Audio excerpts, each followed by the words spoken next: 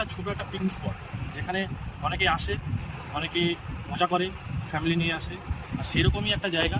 আর অনেকে এখানকার গ্রামবাসীদের সাধারণ জীবিকা হচ্ছে মাছ ধরা। ওই দেখতে পাবেন এখানে কিছু লোক আছে যারা মাছ ধরছে। ওই যে এটা হচ্ছে কিন্তু এখানকার সাধারণ জীবিকা। আর এখানে কিন্তু অনেক ফিশারিও রয়েছে। ফিশারিটা সম্ভবত এই যে জায়গাগুলো আছে, এই জায়গাগুলো একদম যদি আমরা সেদিকে চলে যাই, সেই সাইডে একদম ফিশারিটা রয়েছে। আর এই জায়গাগুলো যদি পরপর এইভাবে ক্ষয়ে যায়, তাহলে কিন্তু এই যে পরিবেশটা, এটা কিন্তু আমরা হারিয়ে যাই। আর প্রশাসন কি করছে না করছে এটা তো প্রশাসন জানে, কারণ প্রশাসন অনেকদিন ধরেই এইসব জিনিস দেখছে, হয়তো গুরুত্ব দিচ্ছে না। সেটা আমি একা বললে হবে না, সবার বিভিন্ন অভিযোগ আছে, রয়ে আছে, আরও বাড়বে অভিযোগ। এটা প্রশাসন কী করে না করে সেটা প্রশাসন দেখবে।